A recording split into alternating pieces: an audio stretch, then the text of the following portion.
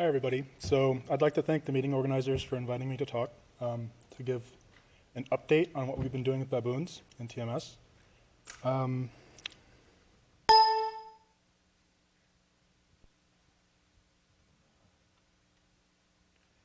So as everyone knows by now, they've seen this beat to death, but TMS basically has the ability to interact with psychiatric disorders, treatment. You can do brain mapping. You can do a lot of different things with it. It has promising applications specifically in depression. People are using it for schizophrenia research, bipolar disorder. In our case, we're more interested in the basic neuroscience side of things. As many people know, FDA has approved it for depression treatments and preoperative motor mapping. The parameters that people use to do these different applications are not very well understood. They're definitely not theoretically based. So basically, someone does this experiment, says we use these parameters. The next 10 people say we're going to do the same thing and do it on a bigger subject pool.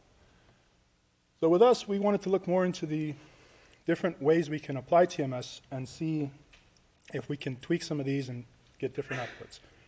So typically, if you were here yesterday, you saw Peter Fox's talk. We feel like we've pretty much mapped out the way we can position these coils and the way we should orient the coils. More or less orthogonal to the sulcus that we're trying to target. The two that we don't really know too much about, which have a lot of mixed results, whether you're looking at electrophysiological or imaging data, are intensity and stimulation rate. And duration, we kind of really don't know anything about that either. So when you're doing treatment therapies, it's kind of just an ad hoc application of what people have already done. So today I'm basically going to talk about rate, but just to give a background about intensity. In general, with imaging results that we've seen, as you increase the intensity, the size of the neuronal population that you're stimulating goes above threshold, and it's due to the larger electric fields that you're delivering with the coil. Theoretically, it's at the target site, right? So suprathreshold TMS typically increases the local and remote cerebral blood flow responses. Subthreshold TMS sometimes stimulates regionally and sometimes stimulates remotely. It's kind of up in the air. So to definitively say we're stimulating a network and we want to see it on an image, we would like to do suprathreshold TMS.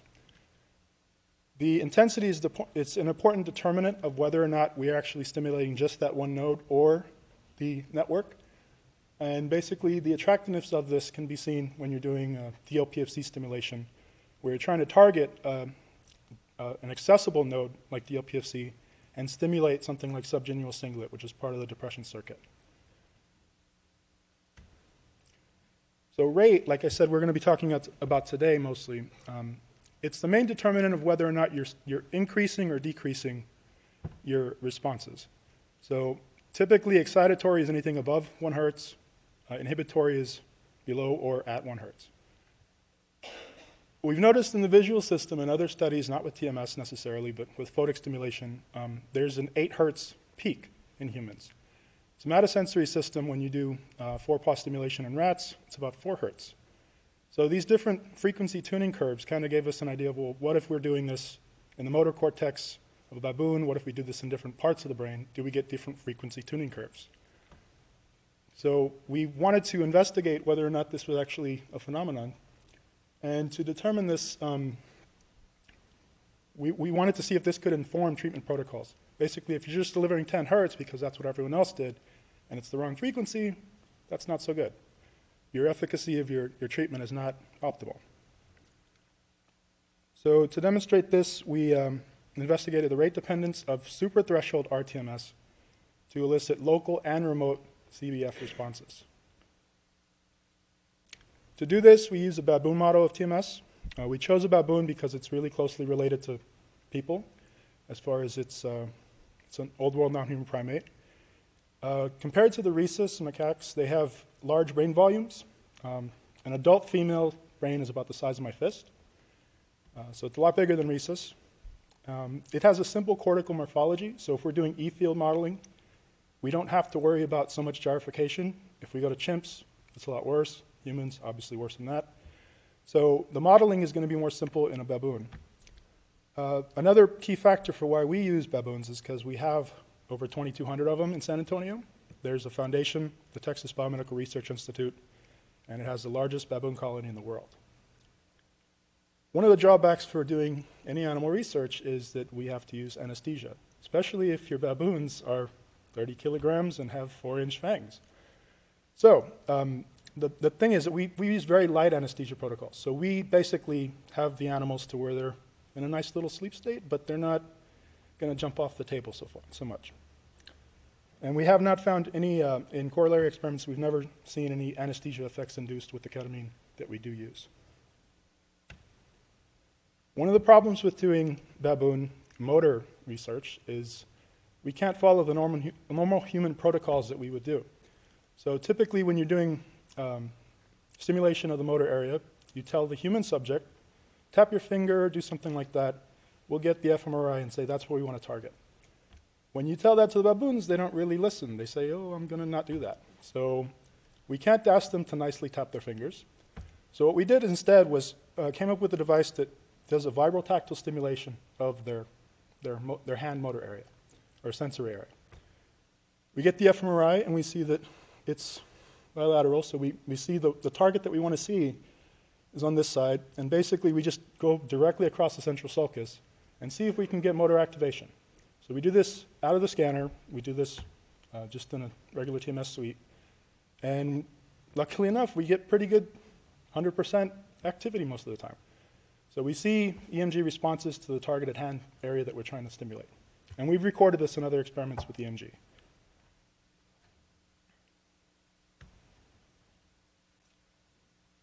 So what we do in the actual experiment, we're doing TMS PET. So we position the TMS coil over the animal's left primary motor cortex, and the orientation of the coil, as was described by Peter Fox, we adjust it orthogonal to the central sulcus. So we have a target area, and we say, okay, we're going to put the coil there, but we're also going to orient it the optimal orientation. And this is consistent with the cortical cosine theory. So we applied single pulses of TMS to each baboon's M1 hand area to make sure that we're still stimulating their M1 hand muscle that we were targeting. And once that was found, then here's the trick, we give them a paralytic.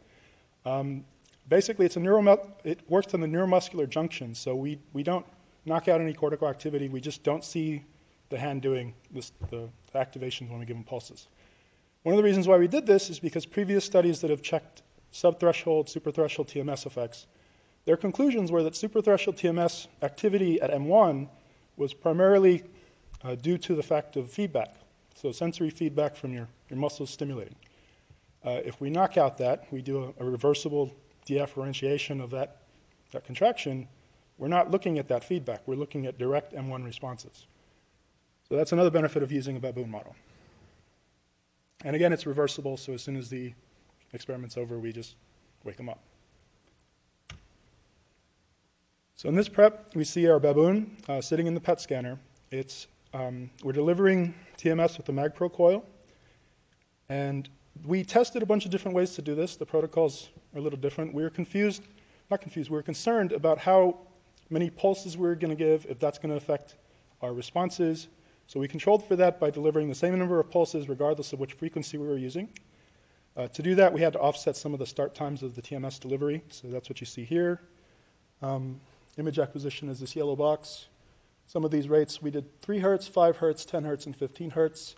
These are all super threshold. It's 125% motor threshold, which comes to about 100 or 130 volts per meter.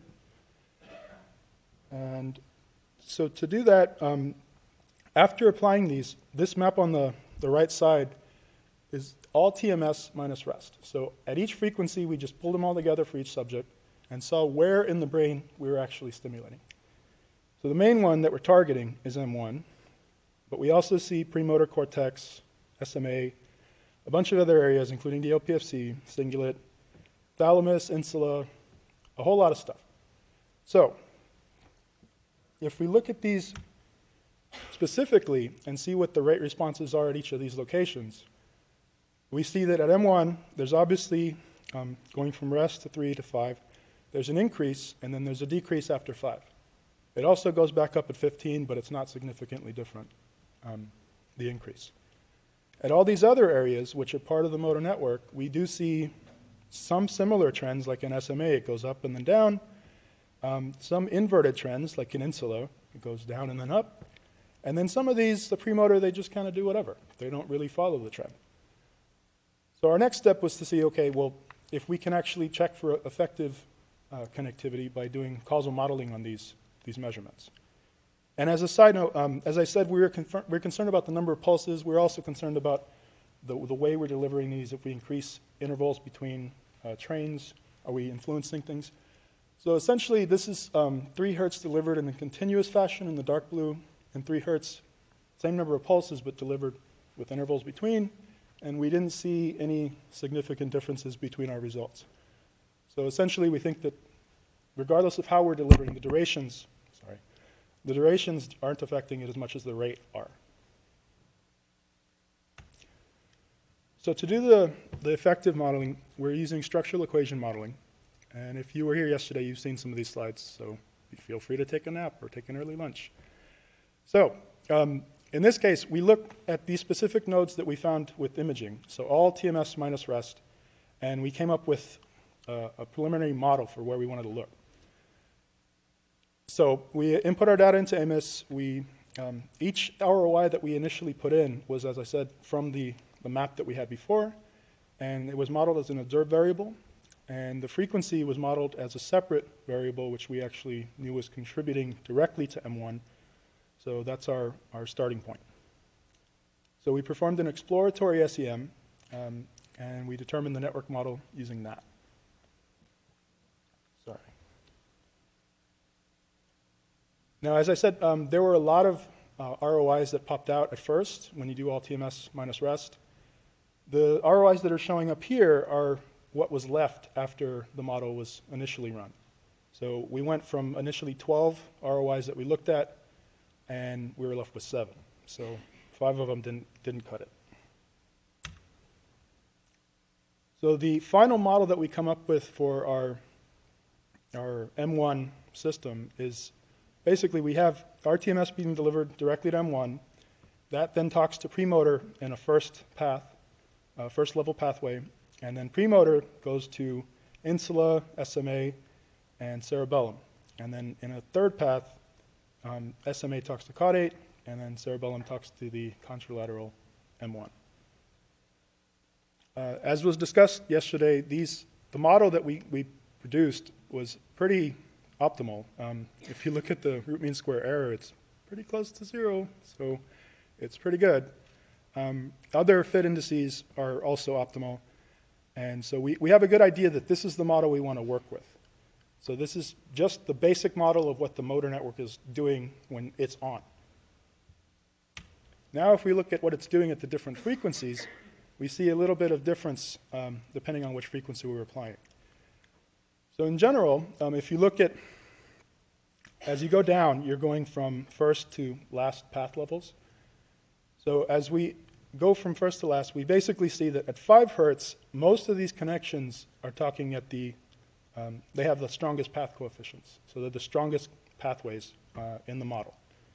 So obviously from rate to M1, M1 to premotor, premotor to SMA, and premotor to insula, those are the strongest at 5 hertz. What's interesting, though, is some of these are not strongest at 5 hertz. So if we're just saying give 5 hertz for M1, you're going to get everything showing up the same. That's not true. Some of these nodes are actually talking differently at different frequencies. So for example, premotor to cerebellum likes it better at 10 hertz. So if you're targeting M1 and you want to specify which pathway you want to interact with more, you can change the frequency, possibly in the same experiment.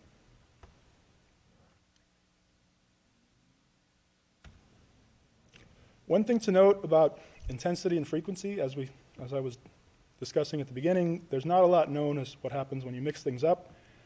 What we do know with EMG recordings is as you increase intensity, you're increasing the amount of latency, this cortical silent period that follows any kind of activation or any kind of MEP. So it's basically so at subthreshold rTMS intensities, mainly you're getting these local responses. Superthreshold, you're getting local and remote. However, as you're increasing these intensities, you're also adding on to that silent period. So if you increase the intensity, it makes it longer. Other studies have also shown that if you're increasing rate, keep the intensity fixed, but you change rate, you're making these CSPs longer. So if you're increasing intensity and rate, you're doing a lot of different things at the same time. It's very complex. So in our case, as intensity increased, the cortical silent period increased. That's one potential explanation as why 10 hertz and 15 hertz aren't as good as 5 hertz, because we're getting more and more down.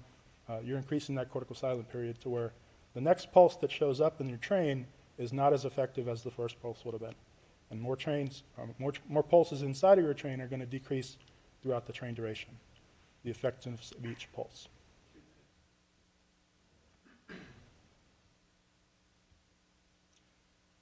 So again, firing a second pulse within that refractory period will decrease its effect on local CBF and possibly on the effective connectivity that follows. So the conclusions from this study, first, superthreshold rTMS delivered to a baboon's M1 does drive its motor network, not just locally, but the remote connections as well. 5 hertz had the strongest path coefficients in our model, so it had the best causal influence on the motor network. And the specific frequencies that we did use can be delivered to selectively affect certain nodes within that motor network. So what does that mean to other networks? So if we're using 10 hertz for DLPFC treatments, does that mean that 10 hertz works the best from DLPFC to subgenual cingulate? We don't really know.